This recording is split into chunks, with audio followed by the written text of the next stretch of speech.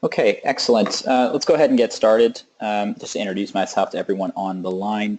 My name is Alex Farmer. I lead the customer success team at Fairsail, and we're in the process of producing a series of customer success webinars. This installment really focuses in on something a little bit more technical that's actually being done by Salesforce in July of 2017. So thought it would be a good idea. It should only take 20 minutes to go through the impact of this TLS change and what it means for you as a customer. We're also going to focus in on what you need to do to analyze the connection that people use to your Fairsail instance as well. So there should be some good content and good takeaways, a simple procedure that you can run to make sure that you're going to be all set from an access perspective after July 22nd. If you have questions, feel free to ask. Again, we have plenty of time, even though we're scheduled for 30 minutes. Feel free to type them in the questions box. I may defer to the end unless they're relevant to the slide, or I'm going to cover them at some other point in the presentation, but please type away. That would be very helpful. So just a quick agenda. First, just a quick introduction to what TLS is and how it affects your system and what you need to do before the July 21st deadline. I think I may have said 22nd previously. It is the 21st. Then I'll cover the TLS audit procedure that Salesforce has provided, so you can just very quickly look at which of your users is using the soon-to-be unsupported way of accessing Salesforce, and then just some additional resource content for you as well. If you have questions, I'm going to be posting these slides and this recording on the customer user group, so you'll be able to access the links that I've provided in that segment of this presentation. And of course, a healthy amount of time for Q&A, because it is a pretty complex topic. To begin to decomplexify, just a very quick introduction to TLS and what that means. Essentially, it is a protocol that's used to make sure that communications from your computer to servers are secure.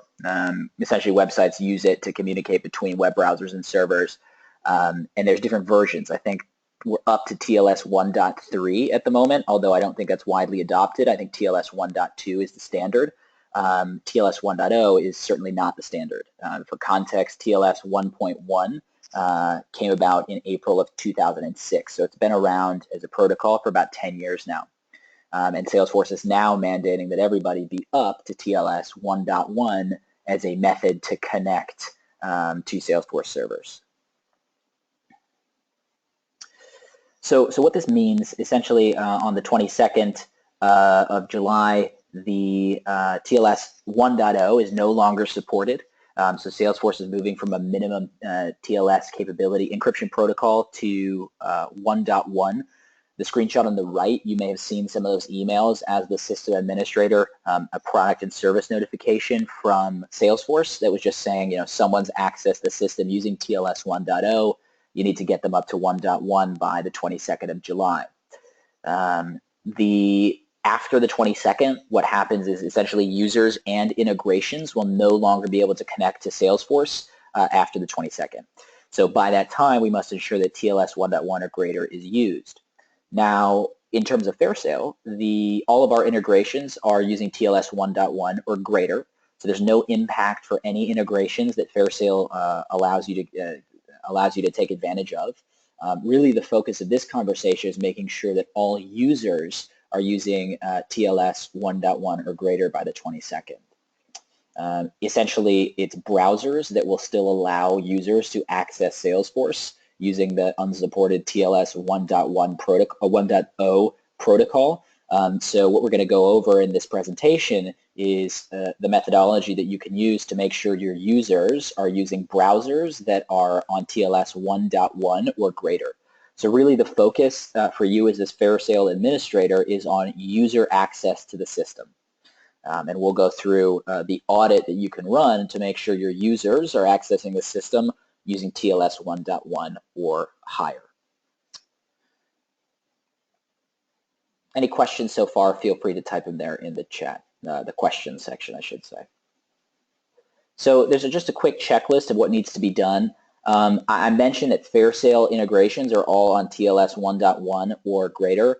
A small proportion of Fairsail customers use custom API integrations to other systems that have been built by the customer. So they're not supported by Fairsail. And so as a system administrator, you'll need to ensure that those API integrations are using TLS 1.1 or greater by the 22nd of July. The other thing we need to do is run the Salesforce login history report to ensure users are not using TLS 1.0 to log in. That's what we're going to cover today. To show you how to do that. It's very quick, very simple.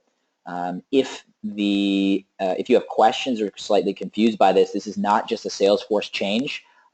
Quite a few providers are pushing organizations and access requirements up to TLS 1.1.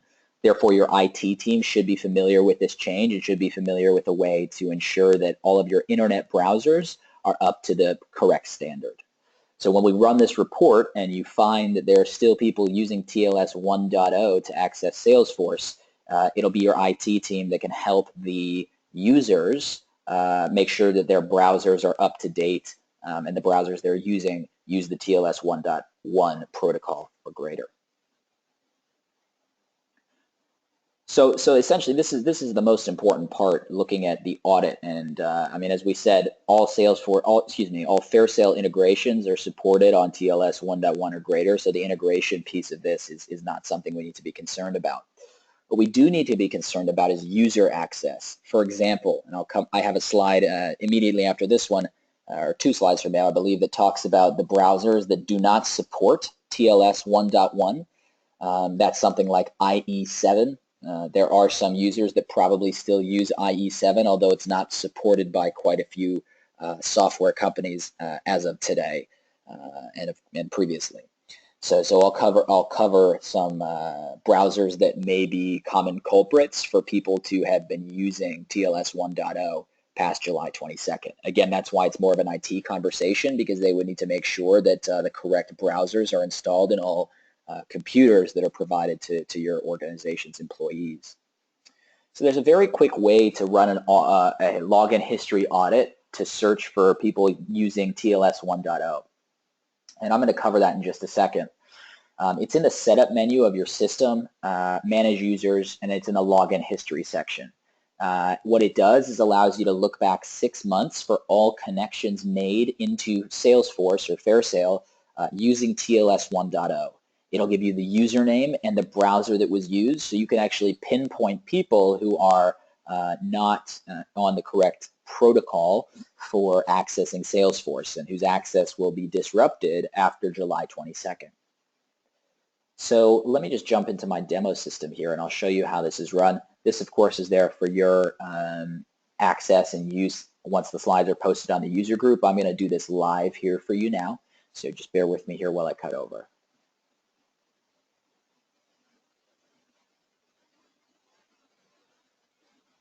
So I'm going to start, and this is a little sneak preview for you actually. I'm going to start here on WX. What you'll see is the new and improved user interface. We've done just a quick refresh of the WX portal for the June Liemba release. You'll see by default the menu bar is automatically collapsed, which gives you quite a bit more screen space. The information at the top has also been shrunk just to really focus in on the content. You can see my usual administration link is tucked away behind the user. So this is just a nice little preview of what's coming in June. An announcement was posted on the customer user group this morning around the content of the June release. So go ahead and look for that there. I, of course, need to go to the administration side of the system. And then to the setup menu. Within the setup menu, as I mentioned, we're going to search for login history within the Manage Users section. And what I can see here is, and let me just clear this view. I'll save a new one. Essentially, you're seeing the completed version, so bear with me here while I show you the incomplete version.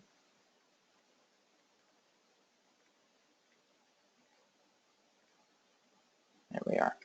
So what this should show you by default, let me just zoom this out just a little bit to fit the whole content on the screen. If you can't see that, just let me know. I can zoom it in further, zoom it out further if needed.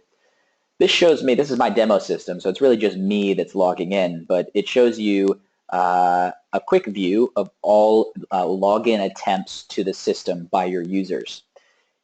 It also will only show you the last 6 months. It shows you first in this view down here shows you the 20,000 of the most recent login attempts. To get more than that and see the last 6 months, you need to download a CSV file.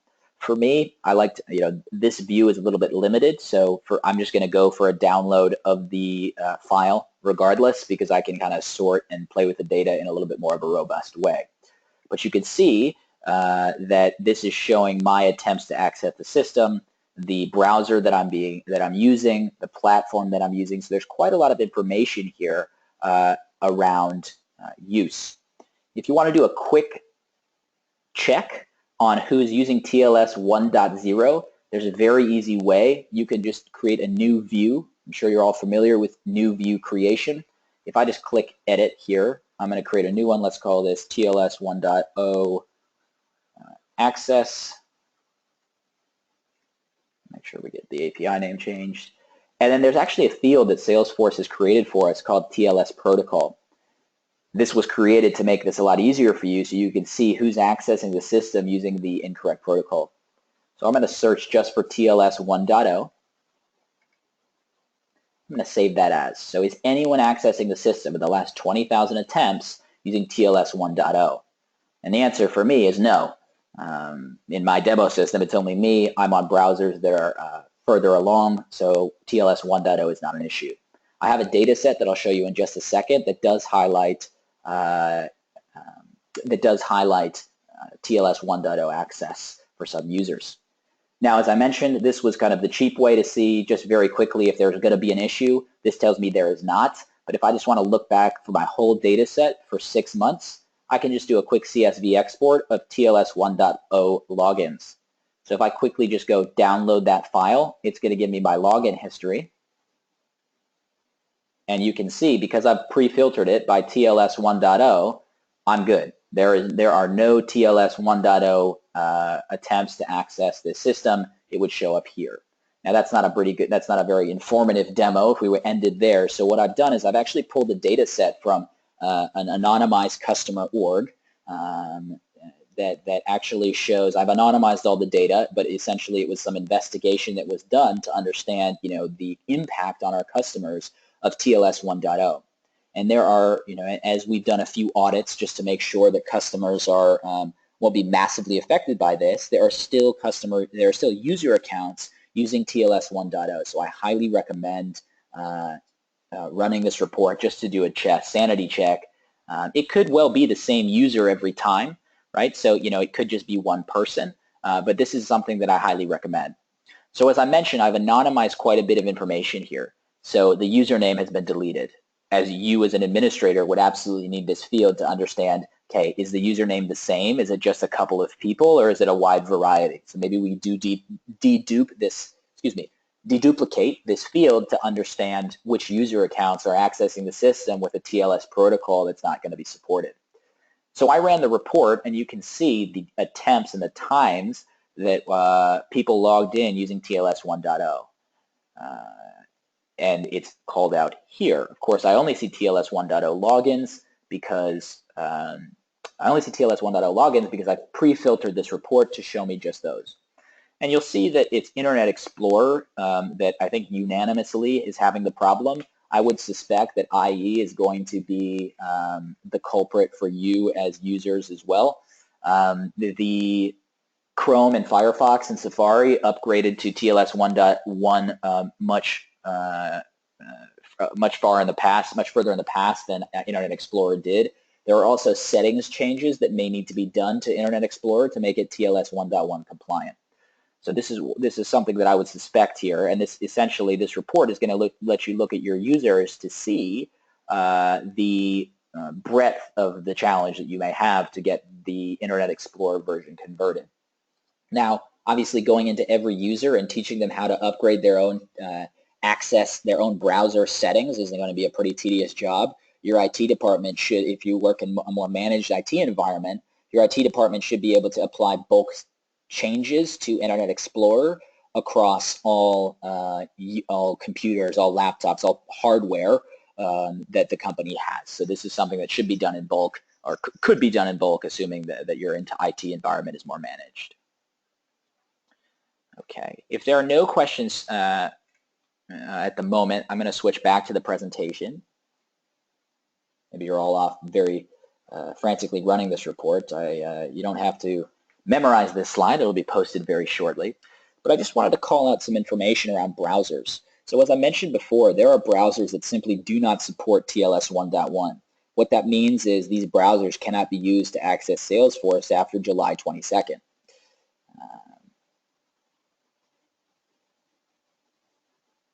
Just reading a question here. Just bear with me for a second. A question around whether or not, so I mentioned the managed IT environment, your IT team can go in and make changes to, the managed IT environment, work computers. There's a good question here about, do I need to manually make changes to my personal computer? And in this case, the answer is yes. You would need to make sure that the internet browser on your personal computer is TLS 1.1 compliant. Now, there's a couple of data points that are important here.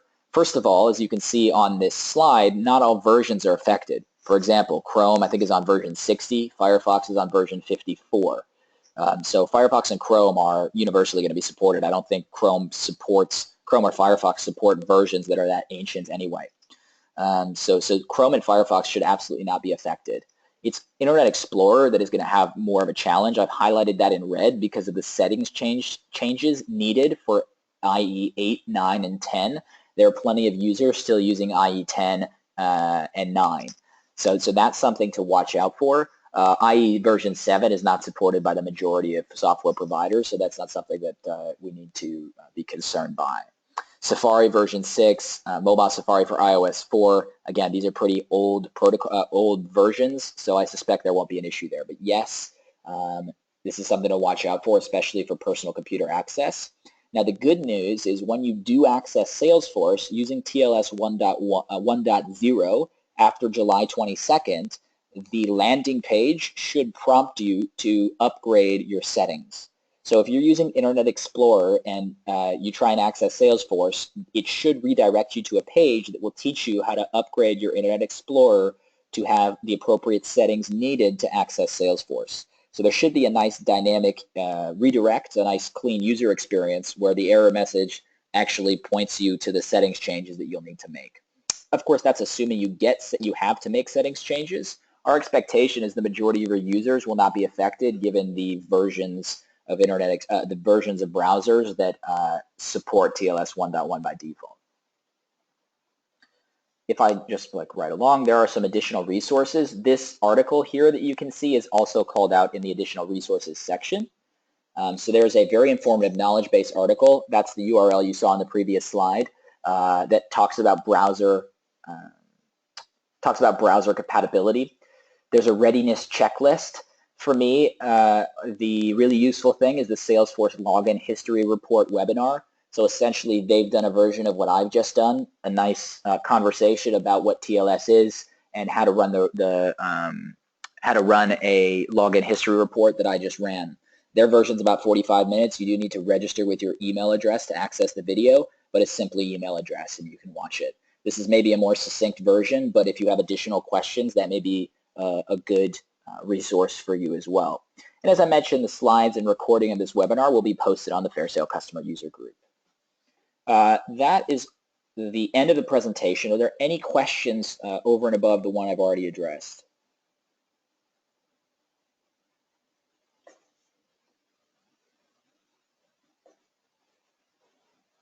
Just give it a few more seconds if there are questions.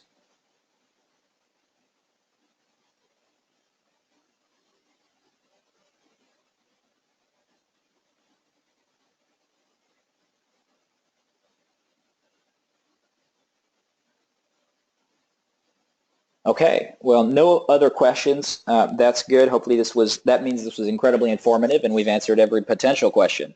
If there is anything else, any queries, any issues up and until July 22nd as you prepare for this change, that's something obviously you can email me directly. It's alexfarmer@fairsail.com. Also, you can bring the conversation onto the customer user group, posting questions against the webinar and the slide content. So I thank you very much for joining and attending this, and again, look forward to continuing the conversation on the customer user group as we move forward to July 22nd, when this change is going to be made. Thank you very much.